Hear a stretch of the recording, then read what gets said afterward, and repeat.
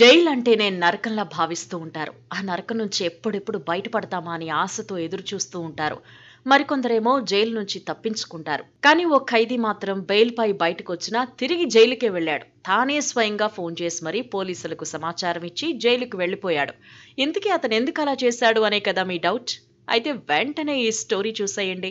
ఆస్ట్రేలియాలో వెలుగు చూసిన ఓ సంఘటన ప్రస్తుతం నెట్టింట వైరల్ గా మారింది.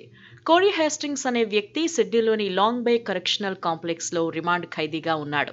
గత గురువారం అతడి బెయిల్ పిటిషన్ కోర్టు ముందుకొచ్చింది. ఈ సందర్భంగా అతడు వీడియో కాన్ఫరెన్స్ ద్వారా విచారణకు హాజరయ్యాడు. అయితే అతడి బెయిల్ పిటిషన్ను తిరస్కరిస్తున్నట్టు న్యాయస్థానం తీర్పు వెలువరించింది. కానీ రికార్డుల్లో మాత్రం అతడికి బెయిల్ మంజూరైనట్టుగా తప్పుగా నమోదైంది. ఈ క్రమంలో జైలు అధికారులు అదే రోజు అతన్ని విడుదల చేశారు. ఆ తర్వాత జరిగిన పొరపాటును గుర్తించి లబోదిబోమన్నారు.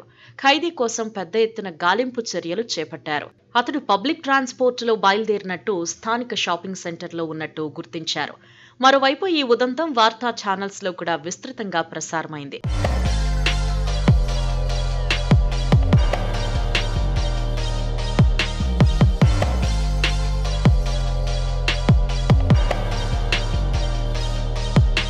బయటకొచ్చిన తర్వాత ఓ హోటల్లో ఉంటున్న కోరీకి తన విషయంలో జరిగిన పొరపాటు గురించి వార్తా ఛానళ్ల ద్వారా తెలిసింది.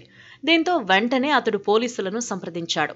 తానెక్కడ ఉన్నది వారికి చెప్పి వచ్చి తీసుకువెళ్లమన్నాడు. కోరీ స్వయంగా కాల్ చేసి లొంగిపోతాను అనడంతో అధికారులు ఊపిరి పీల్చుకున్నారు. అనంతరం అతడిని మళ్లీ జైలుకు తరలించారు. మరోవైపు పొరపాటు ఎలా జరిగిందో తెలుసుకునేందుకు అక్కడి జైళ్ల శాఖ విచారణకు ఆదేశించింది. మరోవైపు ఈ ఉదంతం నెట్టింటి కూడా వైరల్ కావడంతో జనాలు ఆశ్చర్యపోతున్నారు. ఖైదీ నిజాయితీని వేనోళ్ల పొగుడుతున్నారు.